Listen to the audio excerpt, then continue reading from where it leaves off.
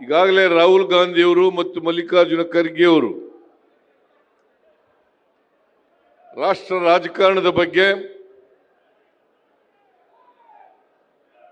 ಈ ದೇಶದಲ್ಲಿ ನಡೀತಾ ಇರತಕ್ಕಂಥ ಕಾಂಗ್ರೆಸ್ ಪಕ್ಷವನ್ನ ಏತಕ್ಕಾಗಿ ಬೆಂಬಲಿಸಬೇಕು ಅನ್ನೋದ್ರ ಬಗ್ಗೆ ಬಹಳ ಸುದೀರ್ಘವಾಗಿ ಮಾತನಾಡಿದ್ದಾರೆ. ನಾನು ಹೆಚ್ಚು ಮಾತನಾಡಲಿಕ್ಕೆ ಹೋಗಲ್ಲ. ನಾನು ಇನ್ನೊಮ್ಮೆ ಬರ್ತೀನಿ, ಕೋಲಾರ ಜಿಲ್ಲೆಗೆ ಇನ್ನೊಮ್ಮೆ ಬರ್ತೀನಿ. 21ಕ್ಕೆ ಮತ್ತೆ ಕೋಲಾರ ಜಿಲ್ಲೆಯಲ್ಲಿ ಬಂಗಾರಪೇಟೆ, ಶಿಡ್ಲಘಟ್ಟ ಈ ಭಾಗಗಳಲ್ಲಿ ಬಂದು ಪ್ರಚಾರ ಸಭೆಯನ್ನು ಉದ್ದೇಶಿಸಿ ಮಾತನಾಡ್ತೇನೆ. ಈ ಲೋಕಸಭಾ ಚುನಾವಣೆ ಬಹಳ ಮಹತ್ತರವಾದಂಥ ಚುನಾವಣೆ ಅಂತೇಳಿ ತಾವೆಲ್ಲರೂ ತಿಳ್ಕೋಬೇಕು ಅಂತೇಳಿ ನಾನು ಭಾವಿಸ್ಕೊಂಡಿದ್ದೇನೆ. ಈ ಚುನಾವಣೆಯಲ್ಲಿ ಕರ್ನಾಟಕದಲ್ಲಿ ಭಾರತೀಯ ಜನತಾ ಪಕ್ಷ JDS ಜೊತೆ ಹೊಂದಾಣಿಕೆ ಮಾಡಿಕೊಂಡು ಇವತ್ತು ಕಾಂಗ್ರೆಸ್ ಪಕ್ಷದ ವಿರುದ್ಧವಾಗಿ ಚುನಾವಣೆಯನ್ನು ಮಾಡ್ತಾ ಇದ್ದಾರೆ. ಭಾರತೀಯ ಜನತಾ ಪಕ್ಷದವರು ನಾವು 28ಕ್ಕೆ 28 ಗೆಲ್ತೀವಿ ಅಂತ ಎಲ್ಲ ಕಡೆ ಹೇಳ್ಕೊಂಡು ತಿರುಗಾಡ್ತಾ ಇದ್ದಾರೆ. JDSನವರು ಕೂಡ ಅದಕ್ಕೆ ಧ್ವನಿಗೂಡಿಸ್ತಾ ಇದ್ದಾರೆ. ಇವತ್ತಿನವರೆಗೆ ಬಿಜೆಪಿ JDS ಹೊಂದಾಣಿಕೆ ಇರಲಿಲ್ಲ ಚುನಾವಣೆಯಲ್ಲಿ. ಈ ಸಾರಿ ಭಾರತೀಯ ಜನತಾ ಪಕ್ಷದವರಿಗೆ ಸೋಲ್ತೀವಿ ಅಂತಕ್ಕಂಥ ಭಯದಿಂದ JDSನವ್ರ ಜೊತೆ ಅಲಯನ್ಸ್ ಅನ್ನ ಮಾಡ್ಕೊಂಡಿದ್ದಾರೆ. JDSನವರು ಕೂಡ 3 ಸೀಟ್ಗಳನ್ನು ತಗೊಂಡಿದ್ದಾರೆ. ಒಂದು ಕೋಲಾರ, ಮಂಡ್ಯ, ಹಾಸನ, 3 ಕಡೆ ಮಾತ್ರ ಬಿಜೆಪಿಯವರು ಆಮೇಲೆ JDSನವರು ಅವರ ಅಭ್ಯರ್ಥಿಗಳನ್ನು ಕಣಕ್ಕಿಳಿಸಿದ್ದಾರೆ. ಇನ್ನು ಉಳಿದ ಕಡೆ ಸುಮಾರು 25 ಕ್ಷೇತ್ರಗಳಲ್ಲಿ ಬಿಜೆಪಿಯವರು ಸ್ಪರ್ಧೆ ಮಾಡಿದ್ದಾರೆ. ನೀವು ಇಷ್ಟೊಂದು ಜನ ಕೋಲಾರದಲ್ಲಿ ಸೇರಿರೋದು ನೋಡಿದ್ರೆ ಕೋಲಾರದ ಜನ ಕಾಂಗ್ರೆಸ್ಸಿನ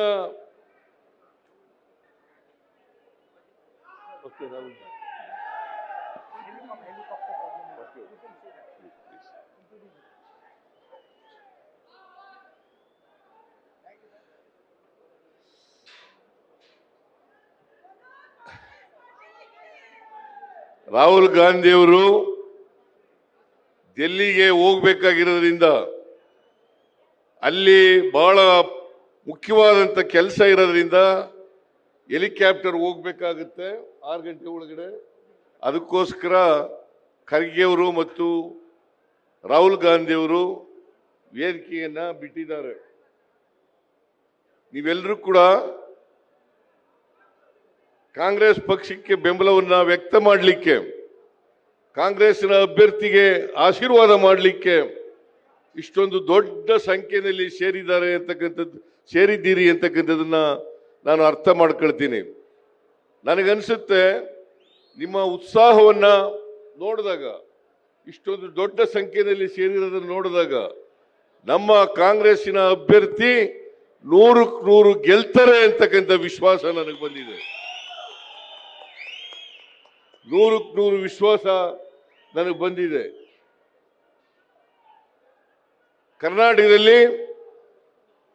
ಕರ್ನಾಟಕದಲ್ಲಿ ಕಾಂಗ್ರೆಸ್ ಪಕ್ಷ ಸುಮಾರು 20 ಸ್ಥಾನಗಳನ್ನು ಈ ಚುನಾವಣೆಯಲ್ಲಿ ಗೆಲ್ತದೆ ಅಂತಕ್ಕಂಥ ಮಾತುಗಳನ್ನು ಹೇಳಲಿಕ್ಕೆ ಬಯಸ್ತಾ ಇದ್ದೇನೆ. ಬಿಜೆಪಿಯವರು ಮತ್ತು JDSನವರು ಒಂದು ಅಪವಿತ್ರವಾದಂಥ ಮೈತ್ರಿಯನ್ನ ಮಾಡ್ಕೊಂಡಿದ್ದಾರೆ. ಯಾಕಂತಂದ್ರೆ ದೇವೇಗೌಡರು, ಕುಮಾರಸ್ವಾಮಿ ಮೊನ್ನೆವರೆಗೂ ಕೂಡ ಭಾರತೀಯ ಜನತಾ ಪಕ್ಷ ಒಂದು ಕಮ್ಯುನಲ್ ಪಾರ್ಟಿ, ದ್ವೇಷದ ರಾಜಕಾರಣ ಮಾಡ್ತಾರೆ ಅಂತೆಲ್ಲ ಹೇಳ್ತಾ ಇದ್ರು. 2019 ನಿಮ್ಗೆಲ್ಲ ಜ್ಞಾಪಕ ಇರಬೇಕು. ಮಾನ್ಯ ದೇವೇಗೌಡರು ಹೇಳಿದ್ರು, ನಾನು ಮುಂದಿನ ಜನ್ಮದಲ್ಲಿ ಹುಟ್ಟದಾದ್ರೆ ಮುಸ್ಲಿಂ ಆಗಿ ಹುಟ್ಟುತ್ತೀನಿ. ಒಂದು ವೇಳೆ ನರೇಂದ್ರ ಮೋದಿಯವರು ಈ ದೇಶದಲ್ಲಿ ಮತ್ತೆ ಪ್ರಧಾನಮಂತ್ರಿ ಆದ್ರೆ, ಇದು 2019 ಚುನಾವಣೆಯಲ್ಲಿ ಹೇಳಿದಂತ ಮಾತು, ಒಂದು ವೇಳೆ ಆದ್ರೆ ನಾನು ಈ ದೇಶನೇ ಬಿಟ್ಟುಬಿಡ್ತೀನಿ ಅಂತ ಹೇಳಿದ್ರು. ಈ ದೇಶನೇ ಬಿಟ್ಟುಬಿಡ್ತೀನಿ ಅಂತ ಹೇಳಿದ್ರು. ಈಗ ನರೇಂದ್ರ ಮೋದಿಯವರ ಜೊತೆಯಲ್ಲಿ ಸೇರ್ಕೊಂಡು ಬಾಯ್ ಬಾಯ್ ಅಂತಕ್ಕಂಥ ಮಾತುಗಳನ್ನು ಹೇಳಲಿಕ್ಕೆ ಬಯಸಿದ್ದಾರೆ. ಜೊತೆಗೆ ದೇವೇಗೌಡರು ಕಾಂಗ್ರೆಸ್ ಅನ್ನ ನರೇಂದ್ರ ಮೋದಿ ಅವರನ್ನ ಬಹಳಷ್ಟು ಹೊಗಳಲಿಕ್ಕೆ ಪ್ರಾರಂಭ ಮಾಡಿದ್ದಾರೆ. ಆಮೇಲೆ ಇನ್ನೊಂದು ಮಾತು ಹೇಳ್ತಾರೆ ಅವರು, ಏನಪ್ಪಾ ಅಂತಂದ್ರೆ, ಈ ಚುನಾವಣೆ ಆದಮೇಲೆ ಕಾಂಗ್ರೆಸ್ ಸರ್ಕಾರ ಪತನ ಆಗ್ತದೆ ಅಂತಕ್ಕಂಥ ಮಾತುಗಳು ಹೇಳಿದ್ದಾರೆ. ನಾನು ಕೇಳ್ತೀನಿ, ದೇವೇಗೌಡ್ರೆ, ನೀವು ಭ್ರಮೆನಲ್ಲಿದ್ದೀರಿ. ಕಾಂಗ್ರೆಸ್ ಸರ್ಕಾರ 5 ವರ್ಷಗಳ ಪೂರ್ಣಾವಧಿಯನ್ನು ಮುಗಿಸ್ತದೆ, ಮತ್ತೆ ನಾವು ಕೊಟ್ಟಿರ್ತಕ್ಕಂಥ ಗ್ಯಾರಂಟಿಗಳನ್ನ ಈಡೇರಿಸ್ತೇವೆ ಅಂತಕ್ಕಂಥ ಮಾತುಗಳನ್ನ ಹೇಳಲಿಕ್ಕೆ ಬಯಸ್ತಾ ಇದ್ದೇನೆ. ಯಾಕಂತಂದ್ರೆ ಅವರಿಗೆ ಸಹಿಸ್ಕೊಳ್ಳಕ್ಕಾಗ್ತಾ ಇಲ್ಲ. ಜನರು ಇವತ್ತು ಕಾಂಗ್ರೆಸ್ ಪರವಾಗಿದ್ದಾರೆ ಅಂತಕ್ಕಂಥ ವಿಚಾರ ಗೊತ್ತಾದ ಮೇಲೆ ಇದನ್ನು ಸಹಿಸ್ಕೊಳ್ಳಿಕ್ಕಾಗದೇನೆ ಈ ತರ ಕಾಂಗ್ರೆಸ್ ಪತನ ಆಗ್ತದೆ, ಕಾಂಗ್ರೆಸ್ ಸರ್ಕಾರ ಪತನ ಆಗ್ತದೆ, ಚುನಾವಣೆ ಆದ ಬಳಿಕ ಪತನ ಆಗ್ತದೆ ಅಂತಕ್ಕಂಥ ಮಾತುಗಳನ್ನ ಹೇಳ್ತಾ ಇದ್ದಾರೆ. ನಾನು ಹೇಳ್ತೀನಿ, ಇದು ಅವರ ಭ್ರಮೆ. ಇನ್ನೂ ಒಂದು ಮಾತುಗಳನ್ನ ಹೇಳ್ತಾರೆ ದೇವೇಗೌಡರು.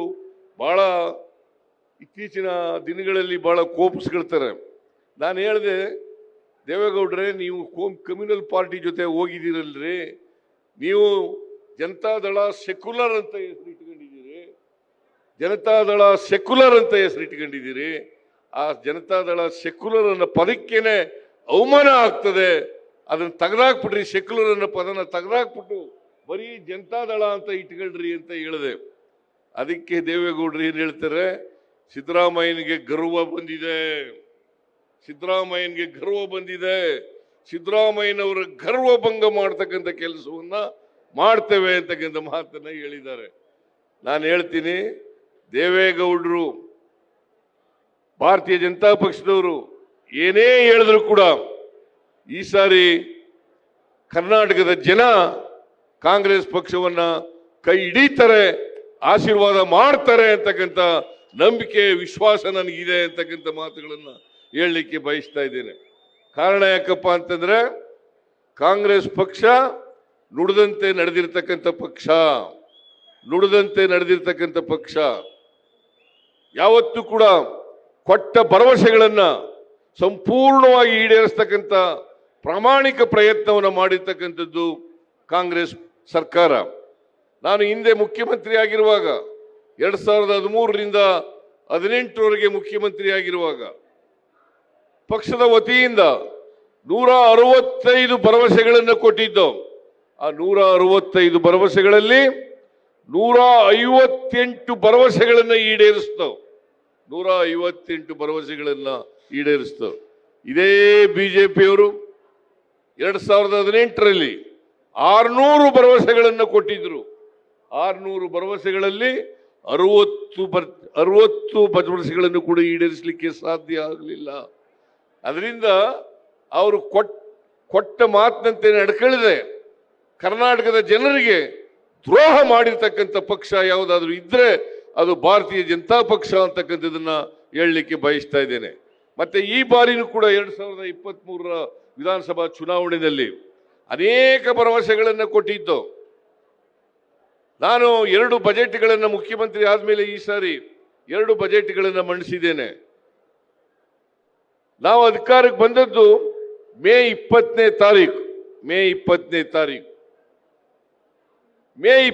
ತಾರೀಕು ಪ್ರಮಾಣ ವಚನ ಸ್ವೀಕಾರ ಮಾಡಿ ನೇರವಾಗಿ ವಿಧಾನಸಭೆಯ ಕ್ಯಾಬಿನೆಟ್ ಹಾಲ್ಗೆ ಹೋಗಿ ಅಲ್ಲಿ ತೀರ್ಮಾನ ಮಾಡೋದು, ನಾವು ಪ್ರಮುಖವಾದಂಥ ಗ್ಯಾರಂಟಿಗಳು 5 ಗ್ಯಾರಂಟಿಗಳನ್ನು ಕೂಡ ಜಾರಿಗೆ ಕೊಡ್ತೇವೆ ಅಂತೇಳಿ ಅವತ್ತೇ ತೀರ್ಮಾನ ಮಾಡೋದು.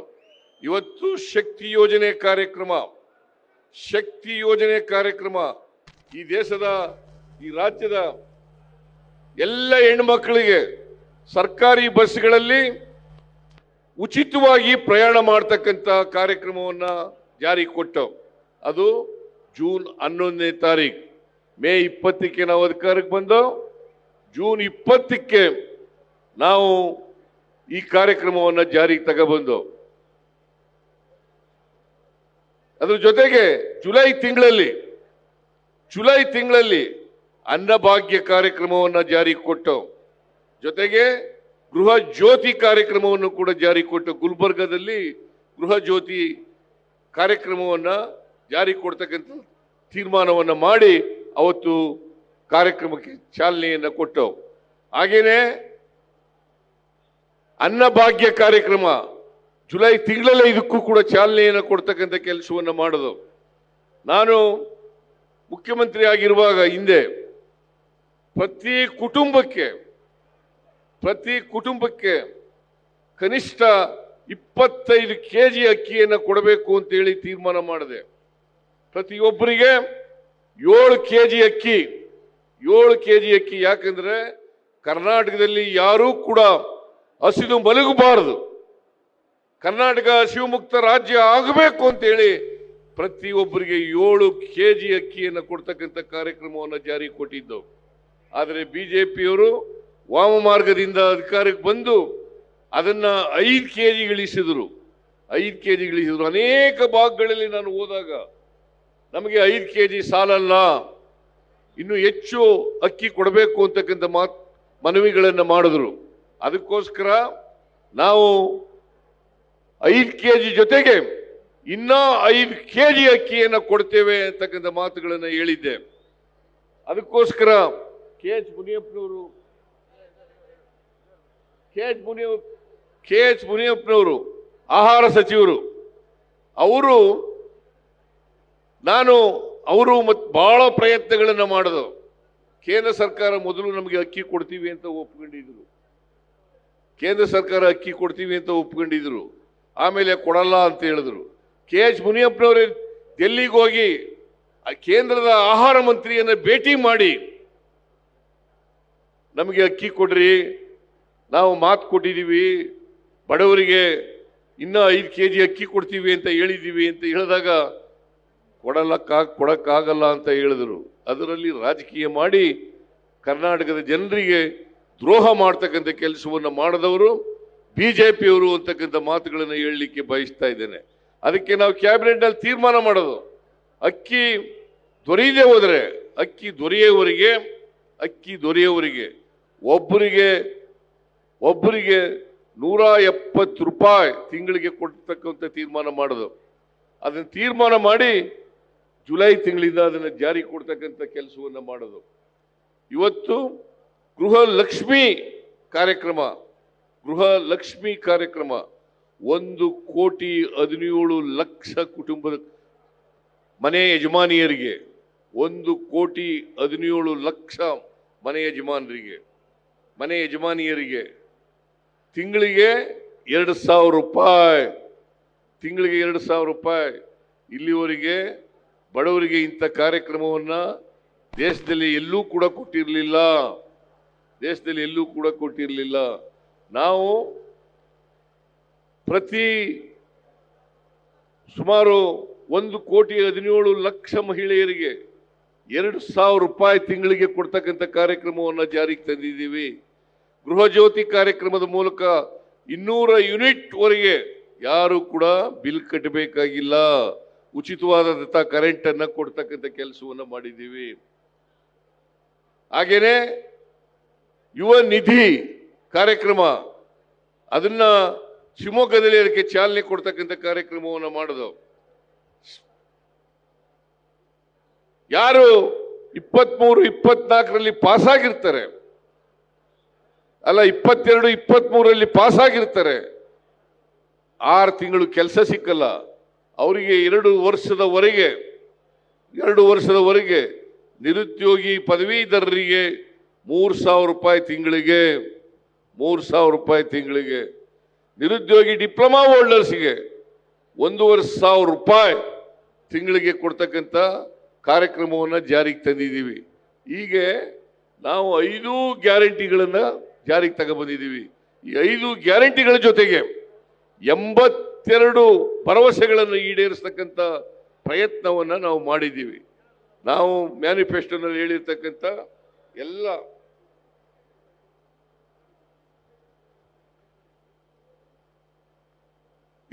ಭರವಸೆಗಳನ್ನು ಕೂಡ ಈಡೇರಿಸತಕ್ಕಂಥ ಪ್ರಯತ್ನವನ್ನು ಮಾಡ್ತೇವೆ. ಹಿಂದೇನೂ ಮಾಡಿದ್ದೀವಿ, ಮುಂದೇನೂ ಕೂಡ ಮಾಡ್ತೀವಿ. ಆದರೆ ನರೇಂದ್ರ ಮೋದಿಯವರು ಹೇಳಿದಂಥ ಭರವಸೆಗಳನ್ನು ಈಡೇರಿಸಿದಾರ? 10 ವರ್ಷ ಆಯಿತು ಪ್ರಧಾನಮಂತ್ರಿಯಾಗಿ, 10 ವರ್ಷ ಆಯ್ತು. ವಿದೇಶದಲ್ಲಿ ಕಪ್ಪು ಹಣ ಇದೆ. ಆ ಕಪ್ಪು ಹಣ ತಗೊಬಂದು ಪ್ರತಿ ಕುಟುಂಬಕ್ಕೆ 15 ಲಕ್ಷ ಅವರ ಅಕೌಂಟ್ಗೆ ಹಾಕ್ತೀನಿ ಅಂತ ಹೇಳಿದ್ರು ನರೇಂದ್ರ ಮೋದಿಯವರು. ಇದನ್ನು ಹೇಳಿ 10 ವರ್ಷಗಳಾಯ್ತು. ನಾನು ಕೇಳ್ತೀನಿ, 15 ಲಕ್ಷ ಇರಲಿ, 15 ರೂಪಾಯಿ ಕೂಡ ಬಂದಿದೆ ನಿಮ್ಗೆ? 15 ರೂಪಾಯಿ ಬಂದಿದೆಯಾ ನಿಮಗೆ? 1 ವರ್ಷಕ್ಕೆ ನಿರುದ್ಯೋಗಿ ಯುವಕರಿಗೆ 2 ಕೋಟಿ ಉದ್ಯೋಗವನ್ನು ಸೃಷ್ಟಿ ಮಾಡ್ತೇನೆ ಅಂದ್ರೆ 10 ವರ್ಷದಲ್ಲಿ 20 ಕೋಟಿ ಉದ್ಯೋಗವನ್ನು ಸೃಷ್ಟಿ ಮಾಡಬೇಕಾಗಿತ್ತು. ನರೇಂದ್ರ ಮೋದಿಯವರು 10 ವರ್ಷಗಳಲ್ಲಿ 20 ಲಕ್ಷ ಉದ್ಯೋಗಗಳನ್ನು ಕೂಡ ಸೃಷ್ಟಿ ಮಾಡಲಿಕ್ಕೆ ಸಾಧ್ಯ ಆಗಲಿಲ್ಲ. ನಿರುದ್ಯೋಗದ ಸಮಸ್ಯೆ ಇವತ್ತು ಬೃಹದಾಕಾರವಾಗಿ ಬೆಳೀತಾ ಇದೆ. ಜೊತೆಗೆ ರೈತರ ಆದಾಯ ದುಪ್ಪಟ್ಟು ಮಾಡ್ತೇನೆ. ನಾನು ಕೇಳ್ತೀನಿ ರೈತರಿಗೆ, ಇವತ್ತೇನಾದ್ರು ನಿಮ್ಮ ಆದಾಯ 2 ಪಟ್ಟು ಜಾಸ್ತಿ ಆಗಿದೆಯಾ? ಇಲ್ಲ, 2 ಪಟ್ಟು ಜಾಸ್ತಿ ಆಗಿಲ್ಲ. ಅವರು ಹೇಳಿದ್ರು, ನರೇಂದ್ರ ಮೋದಿಯವರು ಹಿಂದಿನಲ್ಲಿ ಅಚ್ಚೇ ದಿನ ಆಯೇಗ ಅಂತಂದ್ರು. ಅಚ್ಚೇ ದಿನ ಆಯೇಗ ಅಂತ ಹೇಳಿದ್ರು, ಬರಲಿಲ್ಲ. ಅಚ್ಚೇ ದಿನ ಬರಲಿಲ್ಲ. ಬೆಲೆ ಏರಿಕೆಯಿಂದ ಜನ ಇವತ್ತು ತತ್ತರಿಸೋದ್ರು. ಇಂಥ ಪರಿಸ್ಥಿತಿನಲ್ಲಿ ನಾವು ಈ 5 ಗ್ಯಾರಂಟಿಗಳನ್ನು ಕೊಡಬೇಕು ಅಂತೇಳಿ ತೀರ್ಮಾನ ಮಾಡಿದ್ದೀವಿ. ತೀರ್ಮಾನ ಮಾಡಿ ಅವನ್ನ ಈಗಾಗಲೇ ಜಾರಿ ಕೊಟ್ಟಿದ್ದೀವಿ. ಕೇಂದ್ರದಲ್ಲಿ ಕಾಂಗ್ರೆಸ್ ಪಕ್ಷ ಅಧಿಕಾರಕ್ಕೆ ಬಂದ್ರೆ ಬರ್ತದೆ ಅಂತಕ್ಕಂಥ ವಿಶ್ವಾಸ ಇದೆ.